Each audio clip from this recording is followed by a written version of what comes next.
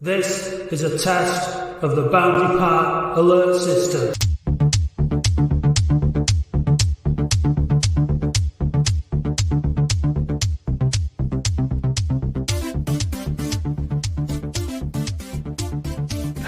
Hello, welcome to. There we go. Why is it blue? It's not put the thing though. What? It's black. God, well, don't say hello. Hi. Matt's failed again. It's no, all right. I've just not got the background on. There you go. There's the background. That's not the most important thing, Dave. What's the most important thing? Melon is cooking. Oh. I don't know what that means. Have you ever had cooked melon? Melon is cooking. I don't think so. Hot melon. Hot melon.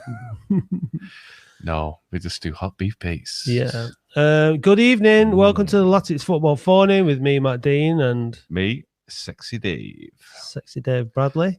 We've done the Happy New Year stuff, haven't we? So yeah. What day is 10th now? How long is it until you start getting bored of people saying Happy New Year? I have a rule: if you've not seen them since New Year, you've got to say Happy New Year. So it could be October. You can say Happy New Year. Right. Okay. Or not. Okay. Or not. Right. Tonight, coming up on tonight's Latics Football Phone-In. What's coming up, Dave? We have guests lined up from the Ale Vale podcast who are from Port Vale, who are going to tell us about our new signing, Tom Conlon. Tom Conlon. Conlon. Yeah. Okay. The Conlon with the N. Mm. Okay, that should be good. And we've got the Hendon manager, Lee Allinson, who's going to come on and talk about the Dons, our upcoming opponent. And so if you want to give him a load of grief before the game, please do. No, I'm only joking. If you want to come and ask Lee any questions or... and let's just find out a bit about Hendon, won't it? Because let's be honest, we've absolutely no idea. Well, they're actually owned and run by Ian Allinson, who used to play for Colchester United and Arsenal. He's actually away on holiday. So we've got Lee, his son, who's the manager, on. So, yeah. Yeah. Good. Yeah. Should we get cracking? Should we get straight in then? First in was Andy Oldham, so we'll get Andy on, and then follow that where Billy and John are waiting. Billy and John, and then Johnny from the Ale Vale will be straight in after that, and then hopefully Lee will be joining us from there on. And if you do want to call, click the link on Twitter at OAFC Phoning, or it's in the link which Matt sent in the comments at 8:26 p.m. PM. Yeah. Right. Let's bring in Andy. Hello. Hi, chaps. How are you both? How are you? Good, thanks. How are you? Yeah, not too bad. You're at the Dorking game Saturday? I was, yeah. I wasn't. Yeah. I was there. I just wondered what you thought of it. And in particular, did you pick up on the comments by both Mark White and Mickey Mellon about the pitch and what influence the pitch had on the game? I was talking to James Lampard, who's does the Dorking Wanderers podcast, and he's been on our show a couple of times. He was talking to us about the pitch, and he said they pick up so many injuries, ACL injuries in particular. It's not a good pitch, even for as far as artificial pitches goes. I think this is an old one, and it desperately needs replacing. He said they played on one. I can't remember where it was, but he said the difference was just incredible. The flow of the ball and all that kind of stuff. So I don't think it wasn't a good pitch, but I felt it affected some of the Oldham players noticeably more than the Dorking players. In that, quite often on the second bounce, the ball just dies. It just stops. There's several times I saw Liam Hogan chasing back. And he was just assuming the ball was going to get out of play after the first bounced up, and it just died a death. The Dorking player knew what was going to happen and was after it, and he backed off. He thought, it's going out, and I saw that happen several times. And some of the passes just didn't get to the intended targets, mainly I think because of the pitch. I think the irony about that, though, or the funny thing about that, is that in the first half, we played a lot better. Like we kept hold of the ball, we passed it around a lot better. It was in the second half that we died, and really you would have thought that we would have gotten used to the pitch more by the second half than in the first half. So I think it would have affected us, but I think ultimately we just got outplayed in the second half. Yeah, we're professionals, but there's also a possibility that it does behave differently at the top half of the pitch than it does at the bottom half. And I've seen that in other games, in rugby matches, where one end of the pitch is sodden and the other pitch not. So the bands could be different in different parts of the pitch. Possibly. I'm not going to make excuses for them, because they're professionals and they should be able to adapt to it. But I just felt it had an impact on the performance, and I was comparing the performance of that game in my mind with the one I saw at Dorking, where we controlled most of the game. At Woking, it was a similar scoreline, but I felt we were much more in control of that game than we were in the Dorking. It could have been because the Dorking players did play a lot better, but I just felt the pitch probably had some influence on it as well. Well, the Woking game was an anomaly this season, because that is the one game where we've controlled the ball, controlled the game with possession-wise, really comfortably. We haven't really done that. Do you want to know why that is, in my opinion? Do you want to know? Tell me. Dan Ward. Mm. He played in that game. I don't think we've seen enough of him, mate. When we played against Hartlepool at home, and he came on for the last 20 minutes, I thought he was outstanding. He has a way of he keeps hold of the ball a lot better than the likes of Gardner, McGahey. I think Dan Ward is a bit of a forgotten man, and I'd like to see a lot more of him, if I'm honest with you. He's fully fit now, isn't he? Yeah. Back up to speed, yeah. I took a couple of my Southampton friends up to Woking. They were impressed with Oldham at that game. It's probably the best game to take them to.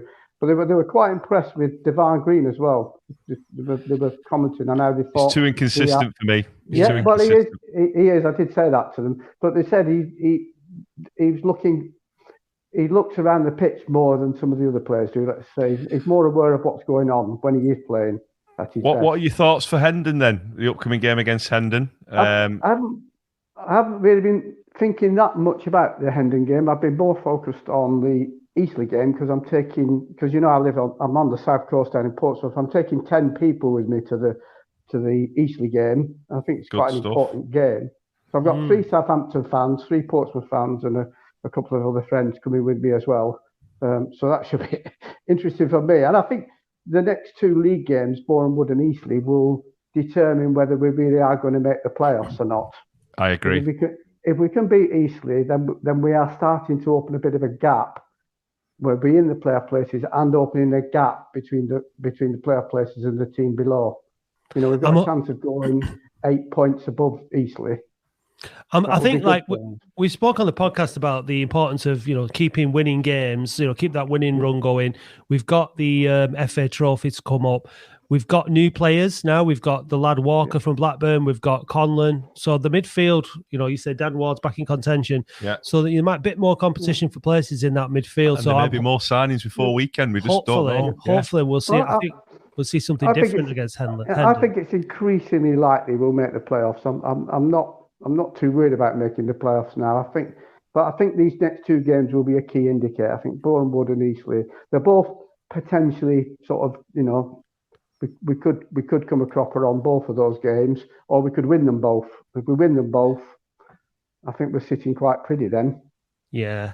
Well, it's nice to be in the playoffs and having a nosebleed for a change, isn't it? Than rather than a relegation. Well, it's fantastic. We've been waiting a long time.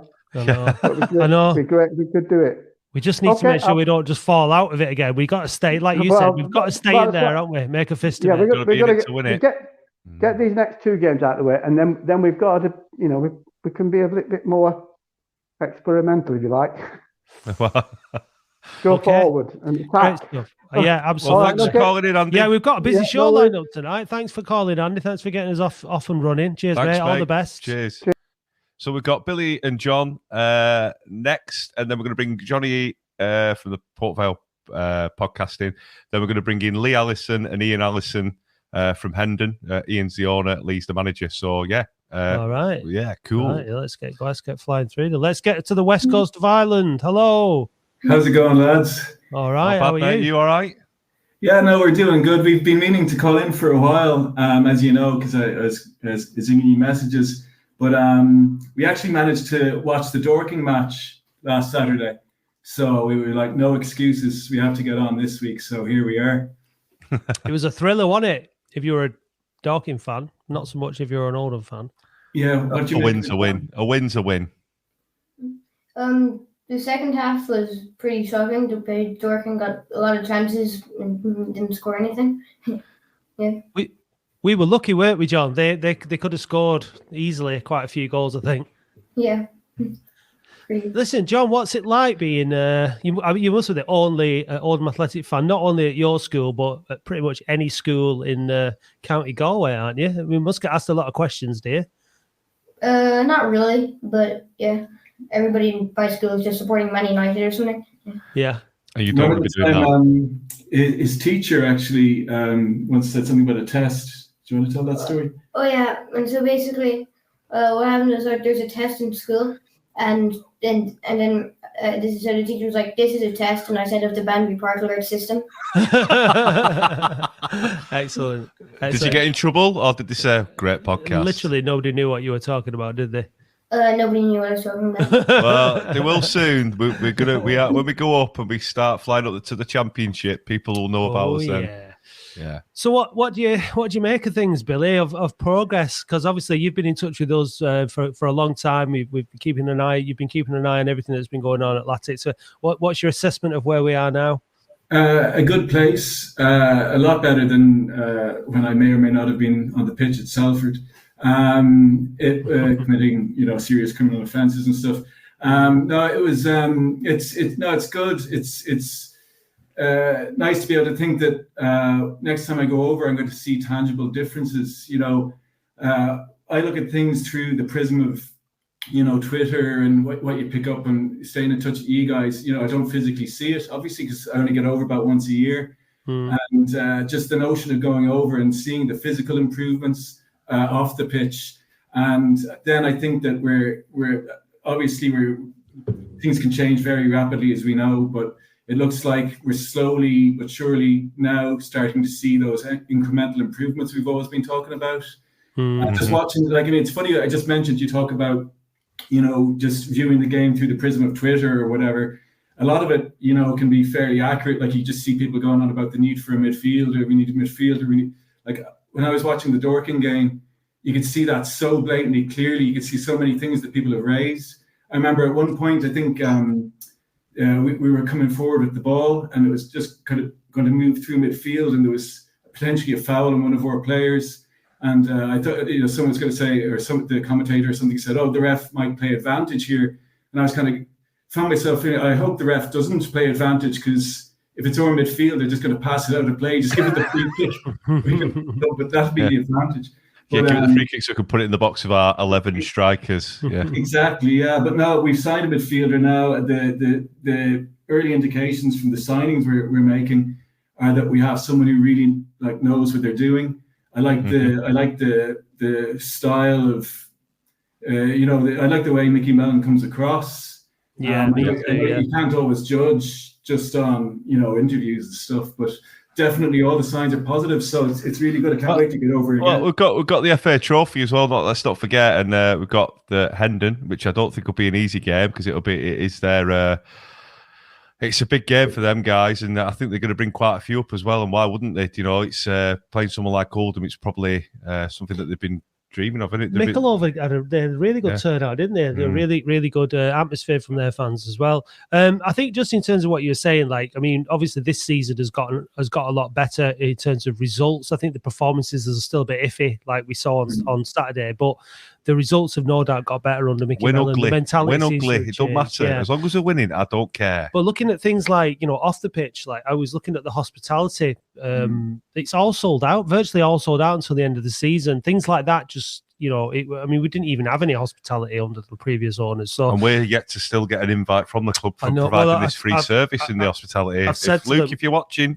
I've said to Luke, leave it till we get to Wembley, and then we'll have it. But you'll be lifting the trophy before Liam Hogan. So you'll be lifting me up, standing up. Wow. But yeah, it's chalk and cheese in it, and we've got to finish the season. I think getting into the playoffs is crucial. Whether or not we go up it matters obviously, but the experience of the playoffs and finishing in the season challenging this season is hugely important. Do you think, before we move on to the next caller, Billy and John, are you both confident that we will make the playoffs?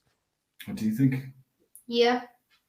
I share his opinion. No, I think we will. I sometimes think that nearly if you scrape in, you nearly have an advantage in a way, because you kind of got a feeling like you're lucky to be there. You might be more fired up for it than if you. I don't know. I think we just need to be in the mix all the way now to the last 50 games. Not this dipping in and dipping out. No. Look at Halifax, Hartlepool, and Aldershot. They were up there for the last 5 games or so, and they've dropped out. We've just got the right time, hit the momentum, just stay in there, third or fourth. If we can get, if fourth or fifth, sorry, if we can get third, then happy days. If we can get second, even better. But let's just stay in the mix. We just don't want to get sixth or seventh, where it's going to be like a bit of a pain. Do you know what I mean? So we'll see what happens. But Mickey Mellon's the right man for the job. And just like even the occasion, I mean, like set the bar high, tried to get promoted, but just even having a lash at it, geez, I'll be looking out for Ryanair flights, hopefully. You need to email Latics for a Galway pre-season friendly, Billy. And it's the dream. They did play. Oldham played Go United in a friendly tournament in the Isle of Man many years ago, I believe. And leave it with me.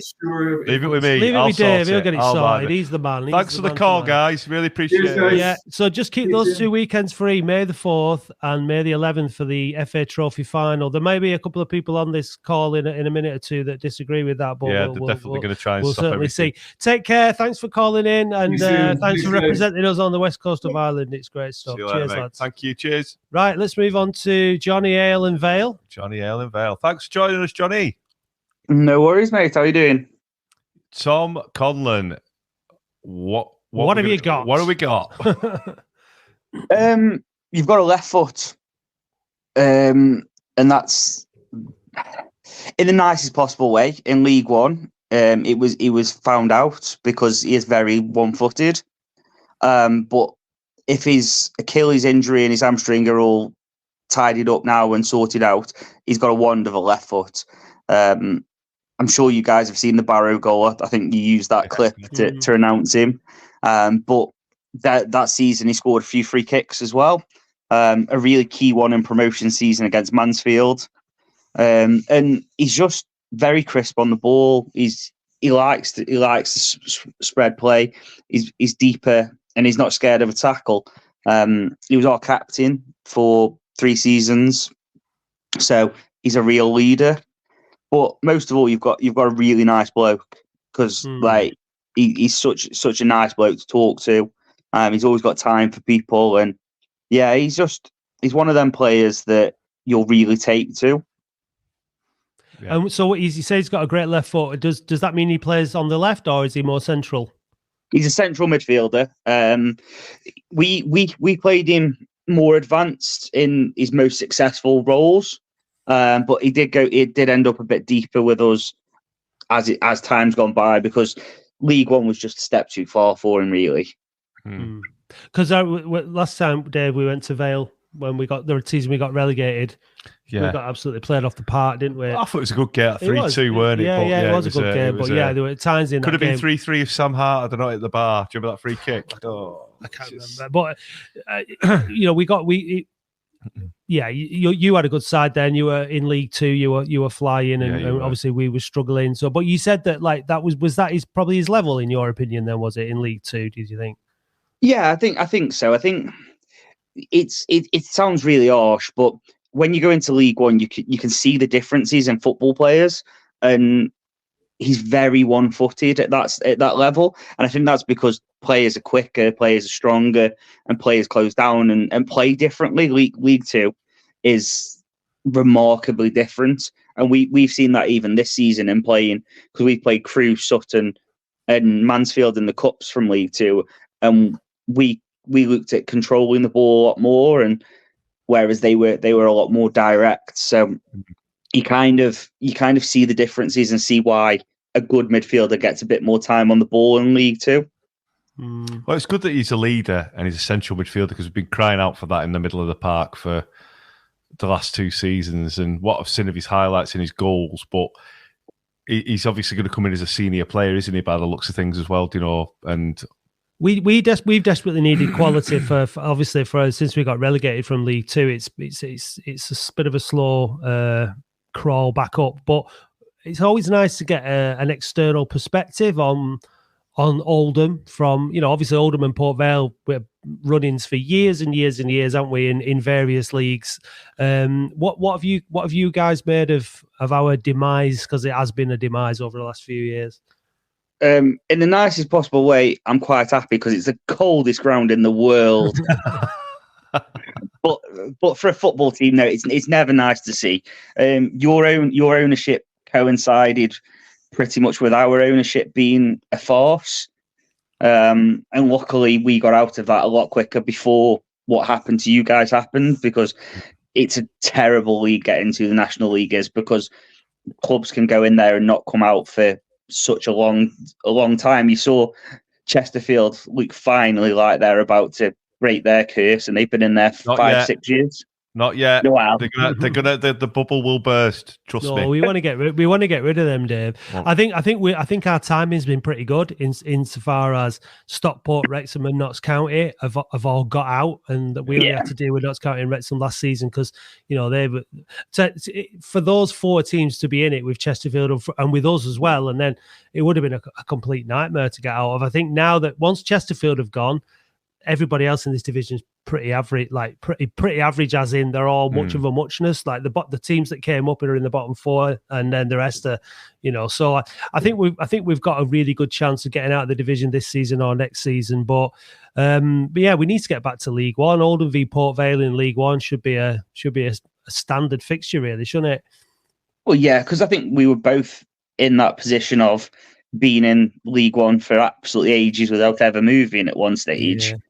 And like I say, talking that 3-2 game, because you had Calla Dunn at the time that he was our nemesis for that season. I think in terms of Conlon, does he dictate play and sort of lead on the front foot and the tempo of the game? Is he very much like the start of the play? Do you know what I mean? Is he like the impetus and gives the game a bit more tempo, or is he a bit more of a follower? Does he need someone with a bit more quality beside him? Basically, we haven't got a playmaker who gets the forwards into play and makes things happen. And that's the one thing that we've been really lacking. So is he the man potentially for that role?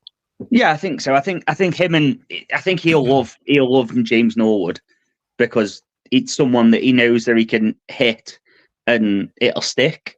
And I think that's the big thing with Conlon, is if you can get it into his feet, he can whip it and into the players, and then he'll carry on his runs and go past and stuff like that. So hopefully you play him more advanced, because I think he's better there, and encourage him to shoot, because in all fairness, the last 12 months have been horrible for Tom, because about 18 months ago we got promoted and he ruptured his Achilles, so that put him out for the last 6 months of the promotion season.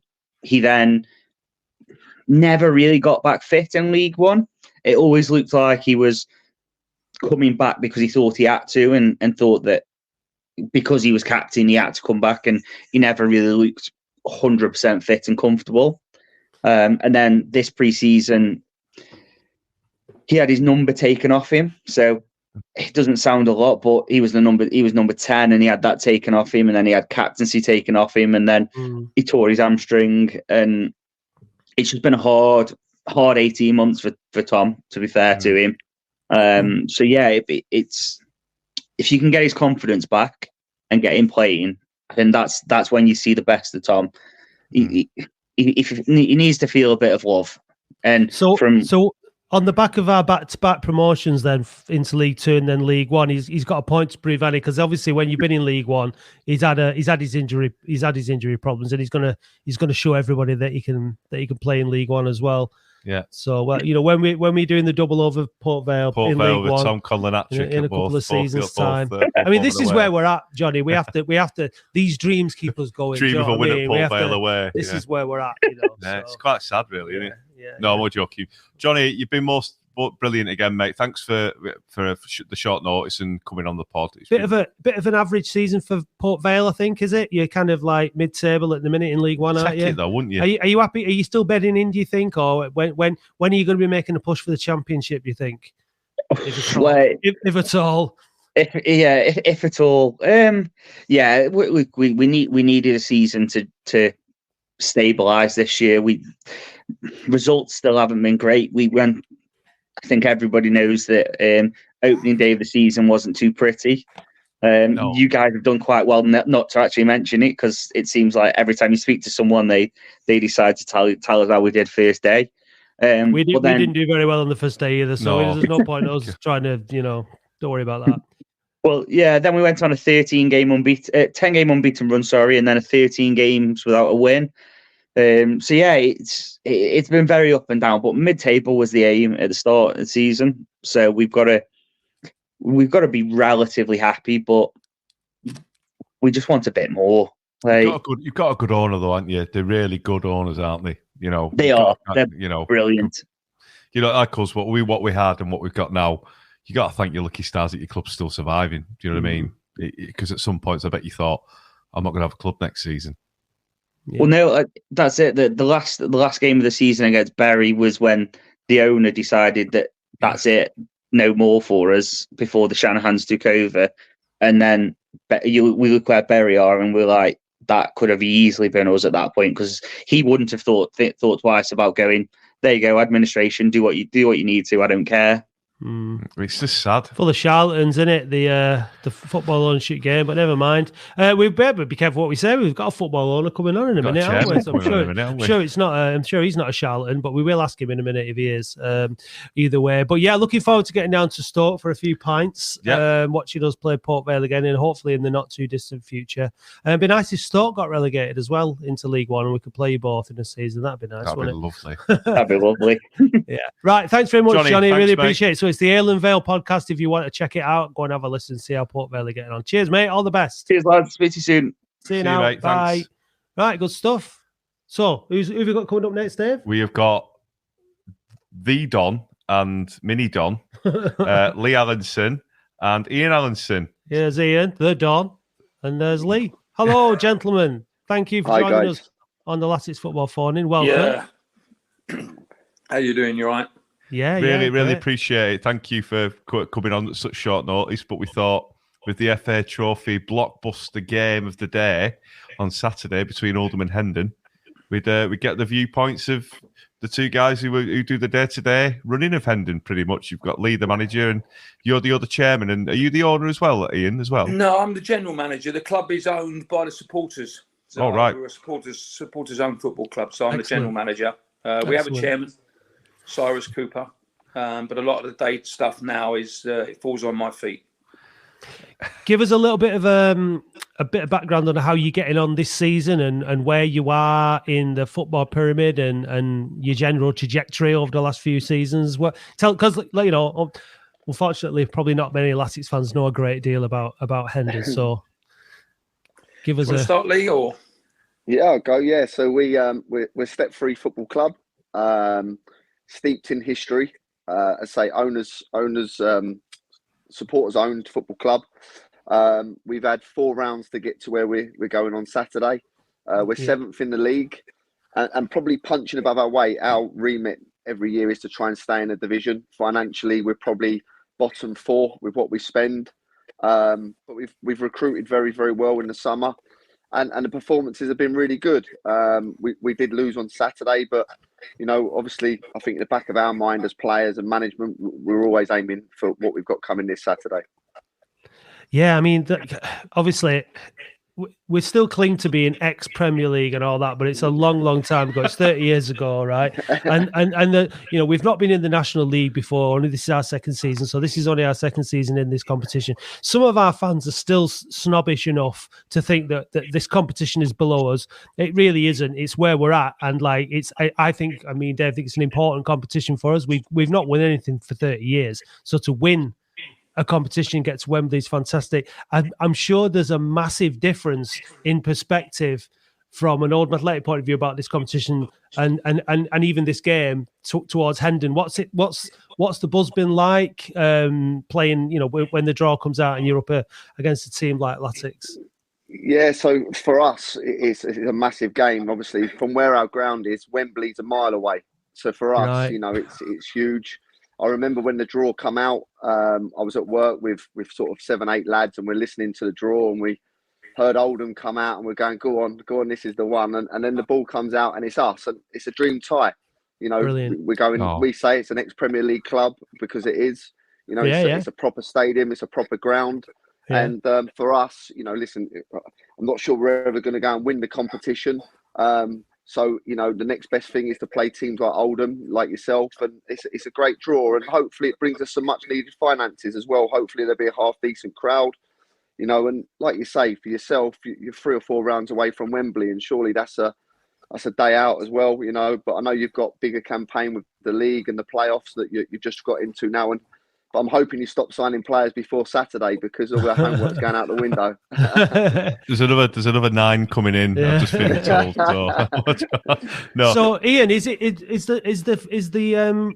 the gate receipt split like they are in the FA Cup then for these? Yeah, times? I think you've got all of your match expenses to be taken out. Obviously, there's travelling on our behalf. There's match officials. There's stewarding, everything, and then there is a split between both clubs. So again, I think we've agreed £12, haven't we, on tickets, which is good for the supporters from both sets. I know I was involved in putting the coaches on for the supporters and for the players and the team, and that's not cheap. You know, that's over £2,000 just to get a coach to get up here for the day. So how many have you got? How many have you got coming, mate? I would say our average gate has been around 250, 300, and I'd be disappointed if we didn't have at least 200 travelling for the day. That's brilliant. I know we've got a coach full up. There's a number of people coming on the players' coach as well in terms of the committee and the chairman and people like that.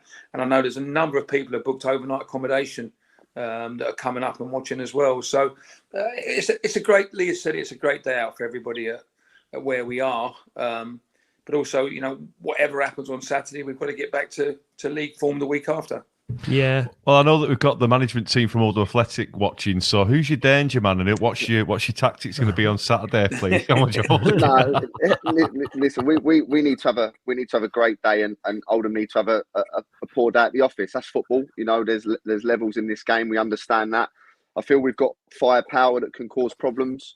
You know, we've got Nico Muir that used to be at Hartlepool, very, very good centre forward. My skipper, Joe White, who was a pro at Stevenage, and I think he's played with a couple of boys at Oldham, who's a good player. And we've got some young lads that are very hungry to succeed and move forward. So, as I say, we've got to have a very good day at the office, you know. But football's a strange game, and you never know what might happen. You know, and we'll go there with no expectation. But let's see, you know, if we can defend well, I think we can get a chance, and we have to take that chance when it comes.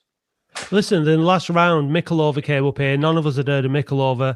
They came up. They played really, really well. Like they played some really good football.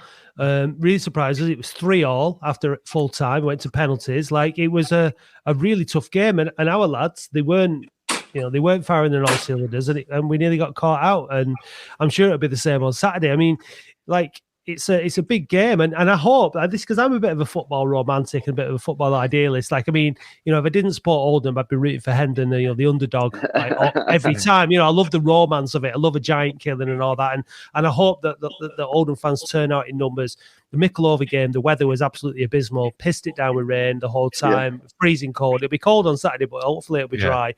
And people will turn out, and you'll get a good crowd to play in front of, because it is a big day for some of your lads, isn't it? Like you've mentioned some of the guys who are former professionals, but I bet you've got some young lads and stuff on there that have never played in a game anywhere near as big as this. So it's a big occasion for them, isn't it? Absolutely, and the thing for me is just to make sure that they don't play the occasion, and just make sure they play the game and stay calm and relaxed. I think that's really important. But they're good players, and I hope they go and show how good they are. And look, for us as a football club, if we see people move on and, you know, into bigger and better things, that's a job done for us. That's what we're about as a football club. So I want them to go and put themselves on the stage and play well. As I said, Joe, we have to play very, very well on the day. But again, it's a great day out for us. We've played 4 rounds before this. You know, we've played Sudbury, Walton and Hersham, Eastbourne in the Conference South, Weymouth in the Conference South, and then you know, we've got Oldham on Saturday. You know, so we've had a lot of rounds going up to it. So I think the boys deserve a game like this. And as I say, hopefully we can just put on a show that, win, lose or draw, Oldham think a lot of us, and our supporters and our football club think a lot of us as players and management team, because a lot of hard work's gone into it, and hopefully they'll do us proud on Saturday. Looking at your form and your results, you don't draw a lot, do you? You either win by 2 or 3 goal margin, or if it's fair to say, lose by a couple of goals. So you score a lot of goals when you win. And to be fair, you haven't drawn since. If you go back to the first 10 games of the season, we drew 7. Yeah, and that's probably the reason why we're not in the playoffs at the moment, because we were the draw specialists. But since then, the next sort of 15 games, we are winning, losing, which is obviously 26th of September was the last time you drew a game. Yeah. But if you look at us from the 5th of August up to then, we were the draw specialists, and the amount of times we was in front with a few minutes to go, and we'd give Hanwell Town 3-3 it was. Draws are a killer, aren't they? They really are. Too many draws are just an absolute killer. And we spoke about this. If we'd have like lost 3 of them and won 4 of them, we'd be 8 points better off, and we'd be right in amongst the playoffs. So it's one of those things that where you're trying to protect a 1 goal. You're trying to protect a 1 goal margin, or rather than going to kill off a team when it's a draw. I think Lee will explain where we was last year, where we was in a relegation battle, and a number of players we brought in from teams who were in relegation as well. And Lee spoke about it at length. Is we didn't know how to win a game, and we got a little bit nervous. And Lee spoke at length to the players about making sure we go and win games and get the nervousness out of our systems, because we got in front and started to protect what we had, but we was good, and we should have just kept attacking. And it's something that the boys have learnt over the past sort of 2-3 months, and we've put some good results together. Well, hopefully it'll make it a good game, because up until relatively recently, we couldn't win, could we? We were very much out of the habit of winning games on a consistent basis. Over the last, 13 league games now, we've won 7, drawn 3. The last time we won at home before New Year's Day was the 23rd of November. September, sorry. That's how bad we were at home. But away, we were flourishing. So So we've we're starting to come into a little bit. I wouldn't call it form, but we're coming into results, and I think we'll take that. Winning ugly. Our second half on Saturday against Dorking, they absolutely murdered us. They were, we were so lucky to get away with a win, but we won it. We dug deep and we won it. And I'm looking forward to it on Saturday. I must admit, I really am, because I like cup games. I like the excitement of by the end of there's no replays. It's just 90 minutes, you're in or you're out by 5-ish, and I love that. Yeah. You used to play at Arsenal, didn't you, Ian, back in the day? I think next year I've done 50 years as a player and as a manager, and I know you got Bournemouth on Tuesday, but I managed Bournemouth in the National League going back 5 or 6 years ago. St Albans, we were at St Albans when we beat Forest Green in the FA Cup 2 years ago. So, we are used to shocks. We are used to causing an upset. So I think it's all about how we approach the day, and as we've said before, Oldham are going to be massive favourites. But again, we know sometimes there's going to be an upset. But I had 4 great years at Arsenal. I was lucky that I supported them all my life. And as I say, I played them. You played with my favourite ever player, Tony Adams, I bet, did you? I played with Tony Adams, Paul Merson, and people was like that. Was he as intimidating as he looked, Tony Adams? I know I think Martin Keown was more intimidating, because Martin would kick you in training, where Tony would be a little bit more lenient with you. So, but I'd first come across Tony when he was 15 years of age, and he was a leader then. And then I went to Arsenal. I think he was 17, made his debut. And he just dragged people around. He used to organise people. He was just such a good organiser in terms of letting people know their jobs. And he didn't have to do it in an aggressive way, but he just wanted people to do their job, pulled people in, pulled people out, got them organised. And where Martin Keown would frighten the living daylights at you, Tony was a little bit more organised in terms of the way he went about his business. Of course, I'm thankfully old enough to remember Oldham beating Arsenal at Boundary Park in 1990 in the League Cup, a side that had Tony Adams and now Quinn Allen Smith. all the with the title winning team that I mean, the champions at Boundary Park, we beat them 3-1, amazing. So that's that's where my journey where we were as an Oldham fan started, and fantastic team. Arsenal had back then. When you go back to the original 92 league clubs during my playing career, I think it was only one of them was Oldham. I've never played or ever been to Oldham to play a game there. Another one was the old baseball ground, and one of them was Bolton Wanderers, and there were the three games at the original 92 league clubs. Everywhere else I played, so it'd be good to come up and I know the stadium's been changed around a lot, but to actually visit it'd be a fantastic day. The fans bar is next to I think the corporate area where you're probably sat. So nip down to the fans bar. We'll be in there before the game. We'll let you buy us a pint. Yeah, Lee send the players in for a pint before as well. Like they get them loosened up. Those pre-match nerves. Well, I know they've got a night out planned after in Manchester. So if it's God after for that, you're not going to Oldham. Thank God for that. You're not going to Oldham. No, listen, you'll have a great time. Manchester's a great night out, and Ian Lee, the club will look after you brilliantly, I'm sure. Yeah. It'll be a fantastic occasion. And like I said, I hope you have a great time. I hope we beat you and we move on to the next round. But I hope it's a great game. I hope your fans have a good day out and enjoy it. Maybe get a goal, consolation at some point, that kind of thing. But like I said, this is just hope, because when we played Mickleover, we could have lost that game very easily. So I think it's a bit of a wake up call probably to the players and to the fans that you've got to take these games really seriously, or otherwise you can very easily come unstuck. So it's by no means a walk in the park, is it? And we're being told here by Stephen, who I don't think has any meteorological training as far as I'm aware, but that it's going to be snowing on Saturday, so that'll be nice. -3, -3. No, it won't be. But a new pitch, we'll be all right. Hopefully, Thank you, gents. Really enjoyed it. Mate. Yeah, thanks for coming on. Really appreciate it. Thanks. We just thought we'd reach out, and I thought, why not? We reached out to Mickle they ignored us, and we beat them.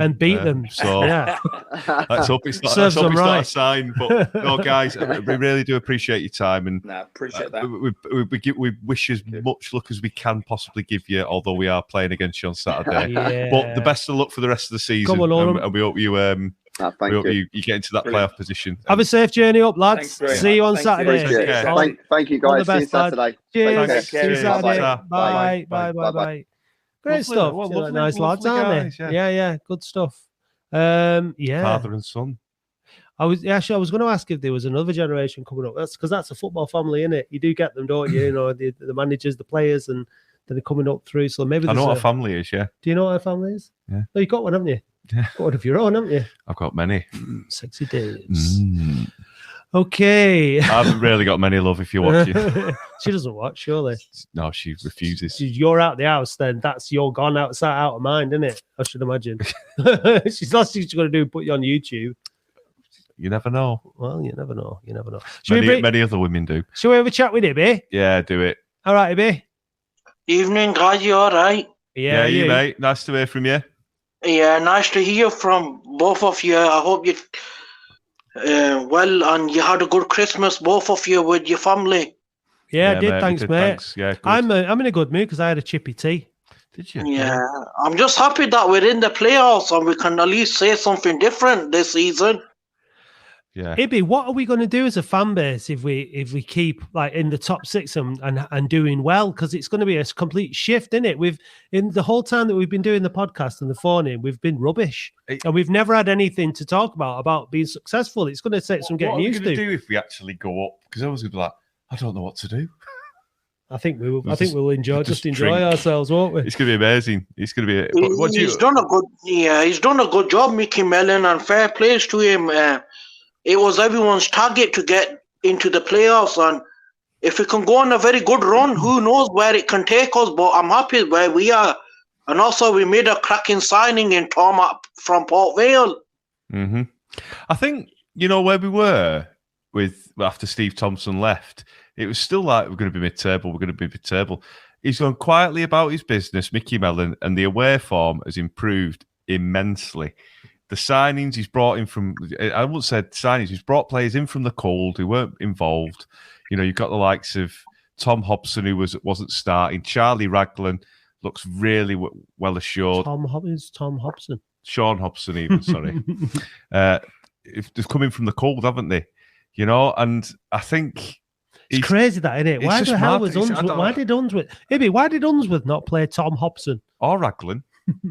I'm not sure. You need to ask David Unsworth that, and I'm just happy we've got a very experienced manager at the club. He knows what he's doing. It's taken him time to get the players going, but it's slowly coming together now, which you can clearly see. Yeah, there's a different mentality, I think, like that. We're getting results where we definitely wouldn't have got them earlier on in the season, even if we're not playing Barnet well. away. Do you know what I mean? There's no way we would have gone to Barnet and won like 4-1. Well, like last season when we went to Barnet, won 3-1. Was it 3-1? But I'm just saying, I don't think we would have had that under Unsworth with the form that we were going on, the trajectory we were going. The guys had just completely lost all the confidence. Yeah. Well, everything had gone. Everything had gone, hadn't it? Yeah, there's one thing about Mickey Mellon which I like. He's honest after his press conference. If we've had a bad game, he will say it. With David Unsworth, it used to be something else. Yeah, he's much more of a straight talker, Mickey Mellon, isn't he? I think. I just think it's just different. It's just different personalities. I think David Unsworth was trying to protect the players in his way, and again, it's just different. As we said, it was everything he said. I sort of had the opposite effect for Unsworth, didn't it? And no matter what he said, I think the only time he was really straight to the point was the last game against Bromley, wasn't it? And it was, I think the damage had been done, hadn't it? So. Yeah. I was just going to mention this, but Chesterfield are doing us an absolute solid gold favour tonight, beating Gateshead 5-0. So I don't care. Well, yeah, no, they would have gone above us, Gateshead, if they'd have won. So that's exactly what we wanted. I mean, are we gonna go up? Do you think if we stay in the playoffs? Never say never, innit? It could happen, and all we need to do is firstly cement our playoff spot, because I don't want to lose games and then come back out of it and then go back in, like you earlier said, Dave. We need to cement our spot and then go from there. And I believe we're capable of beating anyone on our day. The thing is, it's so tight. Like, we're in 6th on 42 points, and Eastleigh are in 11th on 37. So it's you can a couple of bad results and you can drop right down. So this is why I think it's important on Saturday against Hendon. Like, we've got to win. We've got to keep this winning run going. It really does. Do you think we need? What do you think we need in terms of signings, Ibby? What position? Obviously, what positions would you be looking at now? Now we've got the midfielder secured, a winger secured in Ethan Walker. Probably a striker, because apparently Nuttall might go out on loan or Kurt, so I would have to replace them. And I'm happy with the squad at the moment. The signing that we've made yesterday, believe me, you don't win awards for the fun of it at Port Vale. If he stays fully fit, we will be absolutely up there this season, and we need to support the players and continue what we are doing. And Mickey Mellon is the right manager at the moment. I like this new optimistic. Yeah, I'm going to put it on in a sec. Yeah, Ibby, brilliant, because it's gone from Unsworth out to Mellon is the man, and I like it. It's good. It's all good, mate. Mellon is cooking. Right. Yeah. Okay. I'll be with you guys next week. All right, mate. See you, mate. Nice to talk to you. Take care, pal. Right, yeah. So, bring this in. Gone from not enjoying home games to booking Maidenhead away. Keep it up, Mickey. We're going there, aren't we? We are going to Maidenhead, yeah. So we'll see you there, Adam, which will be nice. Yeah. So, it's winning. Look, we've said it all along. Winning makes you feel good, makes you want to go to the games. Even if you're not playing particularly well and you're winning games, it's winning that counts. Never mind like having amazing football all the time. Sometimes you win playing really well, sometimes you just win, and that's all that matters. We've been asked what's happening with Alex Reid. Don't know. We don't know. So there we go. But when we do, we'll let you know. Yeah, okay. Well, Gates said I've just lost 4 or 5 first-team players, unlikely to be threatening the top 6. So presumably that's a transfer. People coming in for them, give this keep or injuries. Injuries. Yeah, I don't know. But anyway, they might have just lost them, like in the car park. Well, they went and played away last week and just couldn't find them again. So they went round the shopping centre and never. No. I don't know. They never came home. I don't know where they are. Right, let's talk to Chris. Hi, Chris. Hey, lads. Hi, lads. Yeah. You all right, mate? You all right? You okay? Yeah. Yeah, good. Yeah, Happy New Year. Hey, listen, what a great feeling we're back in the playoffs. We're in the playoffs, and I'm watching the Gateshead game, and Gateshead are not the team that played us a few weeks ago. They are really not the team. They've had the backbone ripped out of them. Lone players going back to the parent clubs. I think their old manager, Williamson's been in for a couple of players, took them to MK Dons. Yeah. And they really are not the threat they were this week. I mean, they still play it about, but not the same panache. And Chesterfield are making them look pretty poor. They've got the super Callum Whelan. Anyway, that's right. Yeah. Okay. Well, we've got our own Whelan these days. We've got our own. Go on, mate. Hey, listen, this new signing, where's he going to fit in? Because I mean, we've got a midfield to build, haven't we? Yeah. I presume that Conlon's going to fit into midfield with who? With Lundstrom or with Hope or? It's got to be Lundstrom. What's going to happen? What formation? Sherman Ward, I think. Yeah, I think he's going to stick with the wing backs. I think he's going to stick with Kitchen on the left and Sutton on the right until maybe somebody else comes in to take that position. And I think he'll Lundstrom, Sharon, and Conlon, or Ward, Conlon, and Sharon. I think Sharon will definitely be in the team. I would prefer to see maybe Lundstrom or Ward play in the sort of like the more holding role behind in front of the defenders. McGay's got to go. Sort of player. No, McGay's not there. I mean, McGay's had a few good games against poor teams, hasn't he? Really, to be fair. And I mean, because he came in and he did a good job when people thought, oh, maybe, but I think over time it's shown that he's maybe not. He's too inconsistent. Do you know what I mean? I think he prefers playing in defence, doesn't he? I think. Yeah. But I don't think he's got the build and physique for central midfield. To be honest with you, he's too big. He's too old. He's an old school. He's a centre half. I think that's just that. So yeah. So I'd like. I think you called it right last year. Go on, mate. Chris. Sorry, I was just saying. I think you called it right on the podcast. When you were saying about McGay's pass, we got out of jail with a bad back pass, and I think we got away with it. I think he's not the quality of player we want. I think if we want to proceed as Mickey Mellons is doing, we need a better quality player than McGay, with all respect. And I think Noah Woods, we've got a great keeper, a great striker, and a good midfield, building hopefully. Hogan's been better. And I thought Sutton had a good game at weekend. Out of position. I thought he played well. The young lad played great. Could have had a goal. I mean, he's not come up against. I think we've got the base. The team's coming together. He's not come up against anyone with pace in the last few games, Sutton. That's my only concern. When he's got someone with pace up against him, he'll struggle like flipping anything. So I think for me, although he's done 50 games, he's studying. He's not in the position that he's playing.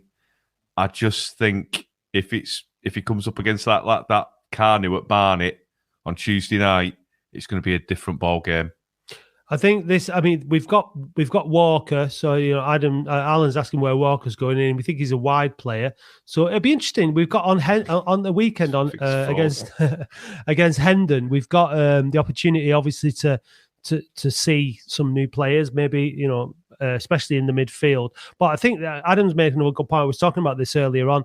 We really have. I mean, Adams was when he was a regular on the podcast, was often talking. Christian's for froze, by the way, so just remove him until he comes back. Adam was saying about the spine of the team being really poor for a long time, and it was. But now we've got the likes of Hudson in goal, Hobson. Conlon now hopefully is that guy in the middle of the park. Norwood up top. It's a proper spine, and it's like we've been saying for a long time. It's these things, they don't all come together at once, do they? No, but it's taken too long, hasn't it? 11 years. 11 years. Well, if not longer. Well, this is our second season in the National League, but we've never had a true spine since Lee Johnson. Have we? But now we're up to sixth. We're in with a chance of Chris Daddy. So that's disappointing result for us. So Dorking fan. Remember he messaged us before. at the game. Who's the daddy? Great set of supporters. Met a few on the way in, especially. Yeah. Can't win them all, Chris. No, but yeah, it was good. Like we said, we've enjoyed the relationship we built with Dorking. But ideally, this will be the last time we've played them. Now, we want to get up and into the Football League. And it'd be a shame, though. It'd be nice maybe if we can maybe get them in a cup or something. But look, I mean, at the end of the day, we want to be playing, with all due respect, much bigger clubs than Dorking and be like that. Hendon. Yeah. Well, don't we, though? Yeah, we do. Of course we do. Of course, anyone. We want to be at the heady heights of Morecambe. Or Grimsby. So but Football League is where we need to be, and we'll get there. We're on the way. And you know what, I think that'll do, won't it, Dave? But before we go, should we what play our you want to hear this, don't you? From Shaw to Shulver, Crompton to Coldhurst, Fittonhill to Failsworth, Hollingwood to Hathershaw, from Lees to Limeside. You're listening to the Boundary Park Alert System, Oldham's award-winning podcast. Yeah. So it's if you want to buy us a coffee. So now, Dave, fans can buy us a coffee. How do you like your coffee? Like a nice cream, white, frothy latte. Latte.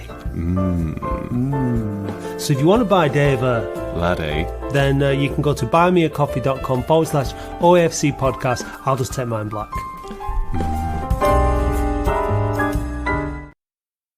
Yeah, so there we go. Another show done and dusted, Dave. Yeah, another show done. Yeah. The Latics Football Phone would like to thank Johnny from the Ale Vale podcast. Ian Allenson and Lee Allenson from AFC Hendon. And all the callers who helped make tonight's show possible. And all the people who viewed the show. So don't forget to go to the match on Saturday. It might only be the FA Trophy, but money goes into the club. It goes to Hendon, helps them. If you're not doing anything else, get yourself down to Boundary Park and cheer on the boys. Because you'll all be out the woodwork when we get to Wembley, won't you? Yeah. So see you on Saturday. And don't forget the podcast on Monday morning. Why has it gone on weird? There we're back. I don't think I'm going on Saturday. No, I don't think I could be asked. No, I am really. Bye. Bye, dude.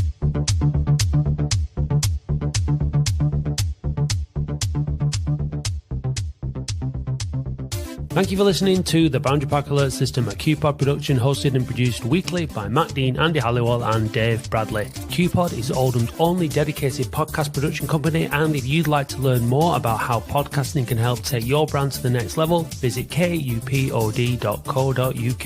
A huge thank you goes to all those people who subscribe to the podcast on Spotify. We really appreciate you all. Please visit oafcpodcast.co.uk and click Be a Supporter or find the link in the show notes if you'd like to help us fund the show. It's only $2.99 per month to subscribe, but if you'd rather make a one-off donation, please visit buymeacoffee.com/OAFC podcast or click the link on our website. Don't miss the Latics Football Phone-In every Wednesday live from 8:30pm. Please visit youtube.com/@OAFC podcast and do hit subscribe while you are there. You can also follow and interact with us on Facebook, Twitter, Instagram and TikTok @OAFC podcast. Big thanks go to Eileen Finnegan for writing our excellent weekly blog, which we encourage you to read on our website every Saturday morning, and also to Paul Prendergast for providing us with all the Latics Mind questions. The title music for the show is by Manchester DJ and producer Starion, and for more information visit bandcamp.com/Red Laser Records. If you'd like to be a guest or contribute to the show, we would love to hear from you. Until then, see you next time.